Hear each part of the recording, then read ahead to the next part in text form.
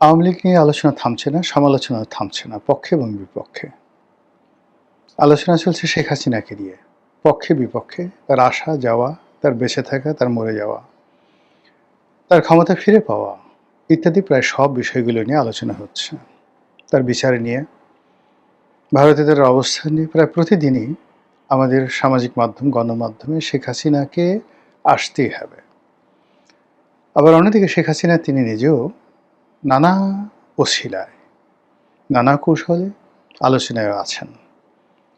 কখনো আমেরিকার পত্রিকায় Washington post, the Telegraph, new York Times, Sunday Times, the Telegraph, এরকম বিখ্যাত বিখ্যাত পত্রিকা, ইকোনমিক্স থেকে শুরু করে ভারতের আনন্দবাজার, হিন্দুস্তান টাইমস, দ্য হিন্দু, সব জায়গাতে প্রতি মুহূর্তে এই কয়দিন পরপর একটা সাক্ষাৎকার দিয়ে, একটা বক্তব্য দিয়ে তিনি সারা দুনিয়া তোলপাড় করে বেড়ান। এর বাইরে টেলিগ্রাম, হোয়াটসঅ্যাপ গ্রুপ, স্কাইপে বিভিন্ন রকম যে সামাজিক যোগাযোগ মাধ্যম রয়েছে তাদের সেই আন্তঃসংযোগ, মানে আওয়ামী লীগের মধ্যে, ছাত্রলীগের মধ্যে অসংখ্য গ্রুপ তৈরি হয়ে গেছে।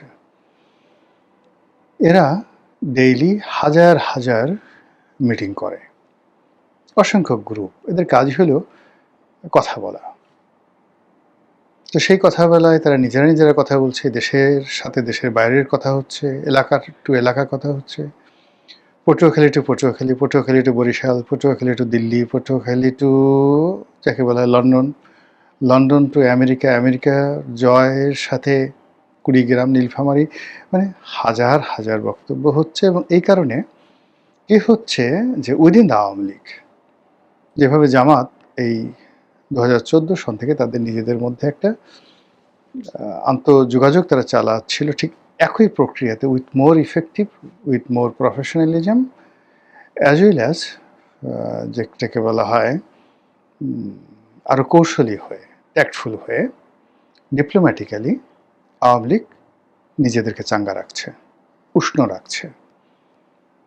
আর নানা কারণে বিভিন্ন সময় বিভিন্ন কথাবার্তা বলে, বিভিন্ন ঘটনা ঘটিয়ে তারা বাংলাদেশের রাজনীতিকে উত্তাল করে দিচ্ছে।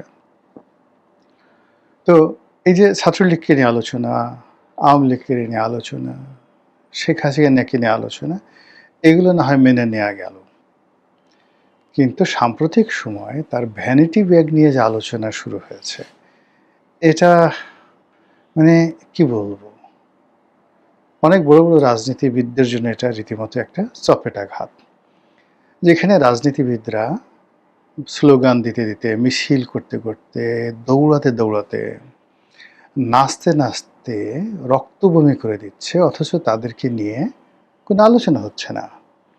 আর শেখ হাসিনার একটা ভ্যানিটি ব্যাগ, হয়তো সেটা কুমিরের চামড়া দিয়ে তৈরি, হয়তো সেটা বাফেলো মানে মহিষের চামড়া দিয়ে তৈরি, অথবা ব্ল্যাক বেঙ্গল গোট, বাংলার যে কালো ছাগল, ইটালির কোনো ব্র্যান্ডের তৈরি। আমি জানি না শেখ হাসিনা আসলে কী ধরনের ভ্যানিটি ব্যাগ ব্যবহার করতেন, সেটা কতটা কস্টলি। এর কারণ হলো ভ্যানিটি ব্যাগ এমন আছে যে আপনি নিউ মার্কেট থেকে 200 টাকায় ভ্যানিটি ব্যাগ পাবেন, দেখতে অনেক সুন্দর।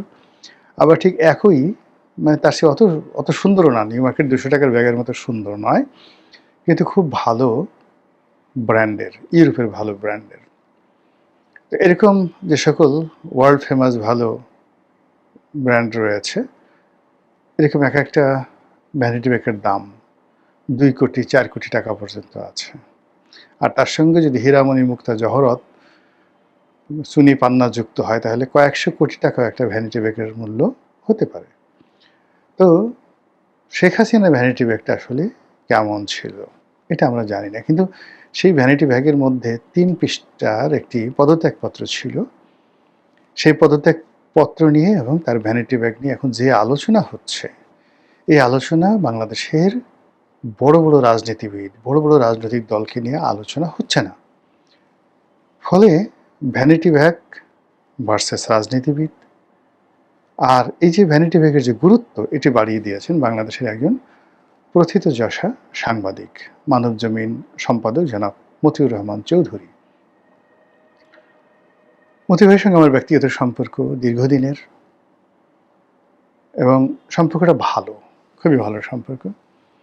তিনি ওরকম খুব কট্টরপন্থী কোনো দলেরও নন, আবার কোনো দলের ঠিক ওরকম কট্টর বিরোধিতাকারী নন। অনেকটা লিবারেল প্রকৃতির একজন মানুষ।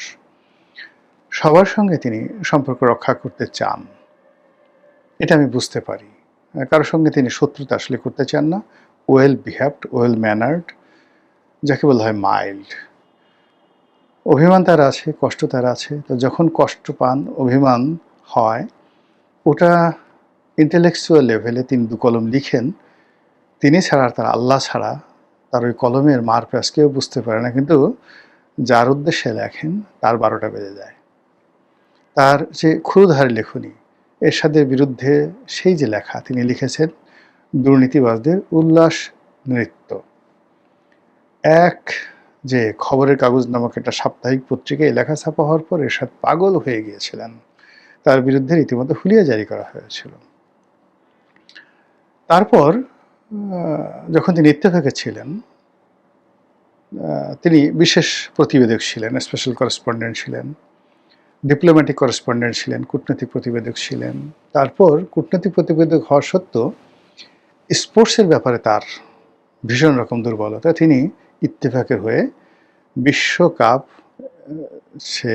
বিশ্বকাপের যে খেলা, সেই খেলা কভার করার জন্য তিনি বিদেশে গিয়েছিলেন। এবং আমরা যারা খেলাধুলা পছন্দ করতাম, তখন ইত্তেফাকে ওই যে তার যে স্পোর্টস কলাম, এটা পড়ার জন্য পাগল হয়ে যেতাম। এই হলো মতিউর রহমান চৌধুরী। তাকে কলিগ হিসেবে পেয়েছি, মানে একসঙ্গে কাজ করার সুযোগ হয়েছে সংবাদপত্রে। তাকে সহকর্মী রূপে পেয়েছি, যে টকশো করি দীর্ঘদিন যাবৎ তিনি হোস্ট হন। কখনো কখনো সহ আলোচক হিসেবে সভা সমিতি সেমিনারে পেয়েছি। খাবার টেবিলে আমরা একত্রে বসেছি, ভাবির সাথে ভালো সম্পর্ক। তো সেই মানুষটি এই বাংলাদেশের অনেক, আমি যে বলবো, রাজনীতির অঘটন পটীয়সী বা ঘটন পটীয়সী, অনেক স্বৈরাচারের জন্য তিনি অঘটন ঘটিয়েছেন। আর ইতিবাচক রাজনীতির জন্য, সাংবাদিকতার জন্য তিনি অনেক ল্যান্ডমার্ক ভিক্টোরি স্থাপন করেছেন। তো সেই মতিউর রহমান চৌধুরী কতগুলো বিষয়, এই প্রথম তিনি রাষ্ট্রপতির সঙ্গে সাহস করে ইউনূস জমানাতে দেখা করেছেন, এবং সেখান থেকে বের হয়ে তিনি যে ঝুঁকি নিয়ে রাষ্ট্রপতির কথাগুলো, বেদনাগুলো তিনি যেভাবে মিডিয়ার সামনে তুলে এনেছেন, এটা অনন্য। বাংলাদেশের কোনো সাংবাদিকই সাহস করেনি। আপনি পক্ষে বলতে পারেন, বিপক্ষে বলতে পারেন, কিন্তু সাংবাদিকতার যে সাহস, শক্তি, যেটি পরবর্তীতে আবার তার অনুকরণে কালের কণ্ঠ দেখিয়েছে আরও ওয়াইড রেঞ্জে। কালের কণ্ঠের যিনি নির্বাহী সম্পাদক জনাব হায়দার, তিনি এই মতিউর রহমান সাহেবের অনুকরণে রাষ্ট্রপতিকে নিয়ে রাজনীতির অন্দরমহলের অনেক গুপ্ত বিষয় সামনে নিয়ে আসেন, যেটা ইউনূসের যে পুরো ক্যারিয়ারটাকে শেষ করে দিয়েছে। আর ইউনূস জমানাতে রাষ্ট্রপতির সাথে সাক্ষাৎ করে জনাব মতিউর রহমান চৌধুরী তিনি যে বক্তব্য দিয়েছেন, সেটা ইউনূস রেজিমকে পতনের দ্বারপ্রান্তে নিয়ে গেছে। যেভাবে এরশাদের রেজিমকে প্রথম লাল কার্ড দেখানো হয়েছিল, এই কয়েকটা লেখা, তার মধ্যে সব শালা কবি হতে চায়, কবি রফিকুল্লাহ সে বিখ্যাত পিপিলিকা সাত জেগেছে, পিপিলিকা জিদ করেছে উড়বেই, জিদ ধরেছে উড়বে, এরকম কবিতা, সে বিখ্যাত সব শালা কবি হবে। আর মতিউর রহমান চৌধুরীর সেই দুর্নীতিবাজদের উল্লাস নৃত্য, আর পটুয়া কামরুল হাসানের বিশ্ববেহায়া। এটা হলো ইন্টেলেকচুয়াল জগতের 3টি মাইলস্টোন এরশাদের পতনের। আর রাজপথে জীবন্ত পোস্টার, সে নূর হোসেন, সেলিম দেলোয়ার, দীপালি সাহা, এরপর এরশাদের পতন। তদ্রূপ এই যে ডক্টর মোহাম্মদ ইউনূসের যে পতন হলো, বা শেখ হাসিনার যে পতন হলো, এই পতনের পেছনে মতিউর রহমান চৌধুরীর একটা বিরাট ভূমিকা আছে। এনিওয়ে, আমি এখানে যে জিনিসটা এই মুহূর্তে বলতে চাই, সেটা হলো এই যে শেখ হাসিনার পদত্যাগপত্র নিয়ে রাষ্ট্রপতির যে প্রশ্নটি তিনি করেছিলেন ইউনূসের জমানাতে, এবং সেটা ইউনূস সামাল দিতে পারেননি। সেটার পক্ষে বিপক্ষে কিচ্ছু দাঁড় করানো যায়নি। ওটাই এস্টাবলিশ হয়ে গেছে যে তার পদত্যাগপত্র নেই। এখন ঠিক সেই পুরনো বক্তব্যটি আবার নতুন একটা মোড়কে তিনি ভরে দিলেন, অর্থাৎ সেই পদত্যাগপত্রটি জনাব মতিউর রহমান চৌধুরী তিনি ভরে দিলেন শেখ হাসিনার ভ্যানিটি ব্যাগে। এবং যে ভ্যানিটি ব্যাগটি একটা চেয়ারের উপর পড়েছিল তার বক্তব্য অনুযায়ী, তিনি নিতে ভুলে গিয়েছিলেন শেখ হাসিনা। যখন তার সেই ভ্যানিটি ব্যাগের কথা মনে পড়ল তখন তিনি সেই ভ্যানিটি ব্যাগটা আনতে বললেন এবং ভ্যানিটি ব্যাগটি হেলিকপ্টারে উঠে গেল। এই ঘটনা, এ কাহিনী, এ উপন্যাস, এ গল্প আমরা জানতাম না। এটা অবশ্যই সত্য। এর কারণ হলো, যদি আপনি তার অতীত ক্যারিয়ার দেখেন মতিউর রহমান চৌধুরীর, তিনি বোগাস কোনো গল্প তৈরি করেন না, অপ্রয়োজনীয় কোনো কথা বলেন না, এবং তিনি যখন কোনো একটা বিষয় মার্ক করেন বা সৃষ্টি করেন ওটা ইতিহাস হয়ে যায়। শেখ হাসিনার জমানাতে তাকে পালিয়ে বেড়াতে হয়েছে এবং শেষ সময় বেশ কিছুদিন, প্রায় বছরখানেক তিনি প্রাণ ভয়ে লন্ডনে ছিলেন। এরশাদের জমানাতে একই অবস্থা তার হয়েছিল। সেই তুলনায় বেগম জিয়ার জমানাতে, দুই জমানাতে, বা এই বর্তমান তারেক জিয়ার জমানাতে তিনি his in a better position. তো এই বেটার পজিশনে থাকা অবস্থায় তিনি যে এই যে ভ্যানিটি ব্যাগের কথা বললেন, 3 পৃষ্ঠা পদত্যাগপত্রের কথা বললেন, আর ভ্যানিটি ব্যাগটি গণভবনে না রেখে তিনি যদি বলতেন যে এটি হারিয়ে গেছে, তাহলে হয়তো মিথ্যা কথা বলা হতো, কিন্তু সরকার স্বস্তি পেত। কিন্তু তিনি যে কথাটা বললেন, এতে করে সরকারের মধ্যে কিন্তু মারাত্মক আতঙ্ক তৈরি হয়েছে। আর সবচেয়ে বেশি আতঙ্ক তৈরি হয়েছে জেনারেল ওয়াকারুজ্জামানের। তারপর আতঙ্ক তৈরি হয়েছে প্রেসিডেন্ট, বর্তমান যিনি প্রেসিডেন্ট শাহাবুদ্দিন চুপ্পুর। আতঙ্ক তৈরি হয়েছে বর্তমান প্রধানমন্ত্রী তারেক রহমান সাহেবের, এবং জামাতের আমির, তিনিও আতঙ্কমুক্ত নন। এই 3 পৃষ্ঠার যে পদত্যাগপত্র, এবং সেটা তিনি কি লিখেছিলেন, সেটাতে তিনি স্বাক্ষর করেছিলেন কি করার সুযোগ পাননি, সেইটায় কি কি লেখা ছিল,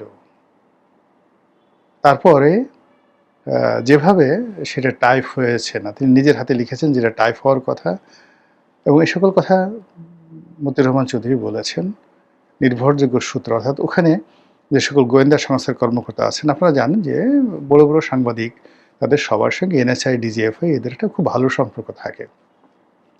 এখন দেশের বাইরে থেকে যেমন জুলকারনাইন সাহেব তিনি বক্তব্য দিচ্ছেন, অনেক একেবারে গোপন সব ছবিগুলো প্রকাশ করে দিচ্ছেন।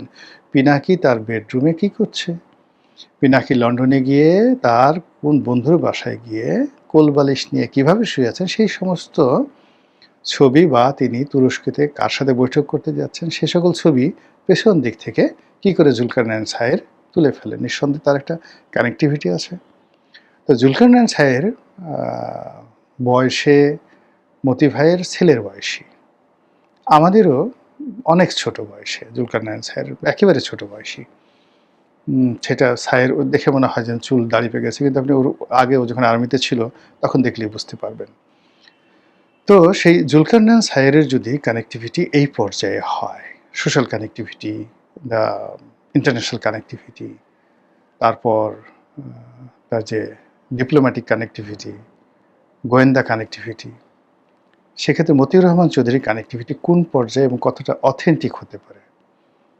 কাজে তিনি যে এই যে ভ্যানিটি ব্যাগ তথ্য দিয়েছেন, ভ্যানিটি ব্যাগ আলোচনায় দিয়েছেন, এটা থামবে না, এটা চলতে থাকবে, এবং এটা আমাদের এই জাতিকে ভোগাবে, অনেক অনেক ভোগাবে। আমার এখন প্রশ্ন যে মতি ভাই হঠাৎ করে এই ভ্যানিটি ব্যাগ সামনে আনলেন কেন? তিনি তো না আনলেও পারতেন, তিনি কেন এই প্রসঙ্গটি সামনে আনলেন? তিনি এমনি এমনি আনেননি। নিঃসন্দেহে এটার পেছনে তার অনেক যুক্তি আছে, উদ্দেশ্য আছে, হতে পারে মহৎ উদ্দেশ্য আছে। এগুলো এক। কিন্তু আমার কষ্ট লাগছে যে এত কিছু রেখে আমরা এখন শেখ হাসিনার ভ্যানিটি ব্যাগ নিয়ে ব্যস্ত হয়ে পড়েছি, এবং এই ভ্যানিটি ব্যাগ কিন্তু যেন তেন ভ্যানিটি ব্যাগ নয়। এবং এর আগে পার্লামেন্টেও কিন্তু বিএনপির পক্ষ থেকে বলা হয়েছিল যে শেখ হাসিনার ভ্যানিটি ব্যাগে করে তিনি ওই রিমোট কন্ট্রোল নিয়ে গেছিলেন বা বোমা নিয়ে গিয়েছিলেন। What ever maybe. অর্থাৎ ২১শে আগস্টের যে বোমা হামলা হয়েছিল, সেই বোমা শেখ হাসিনা নিজে নাটক সৃষ্টি করার জন্য তিনি সেই বোমা পেতে রেখেছিলেন, পুঁতে রেখেছিলেন। আর ওই বোমা তিনি তার নিজের হাতে রিমোট কন্ট্রোল দিয়ে সেই বোমা ফাটিয়েছেন। এই কথা পার্লামেন্টের ভিতরে বাইরে বহুবার বিএনপির লোকজন বলেছে। তো ওই আমল থেকে শেখ হাসিনার যে ভ্যানিটি ব্যাগ, সেই ভ্যানিটি ব্যাগ খুবই গুরুত্বপূর্ণ। যে ভ্যানিটি ব্যাগে গ্রেনেডের সুইচ থাকে, যে ভ্যানিটি ব্যাগে একটি দেশের পদত্যাগের, প্রধানমন্ত্রী ১৭ বছরের শাসনের যে পদত্যাগপত্রের ৩ পৃষ্ঠার পদত্যাগপত্রের যে হস্তলিখিত কপি থাকে, যে ভ্যানিটি ব্যাগ আবার তিনি হেলিকপ্টারে করে উড়িয়ে নিয়ে যান, সেটা কোনো যেন তেন ভ্যানিটি ব্যাগ নয়। এই ভ্যানিটি ব্যাগ আমাদেরকে কোথায় নিয়ে যায়? আমরা কি ভ্যানিটি ব্যাগের ভিতরে ঢুকে পড়ব, নাকি ওই ভ্যানিটি ব্যাগের ভিতরে পদত্যাগপত্র বা ভ্যানিটি ব্যাগের মধ্যে তার যে রাজনৈতিক সুইচ রয়েছে সেটা তিনি আবার চাপ দিবেন এবং আবার একটি দুর্ঘটনা আমাদেরকে পাকড়াও করবে?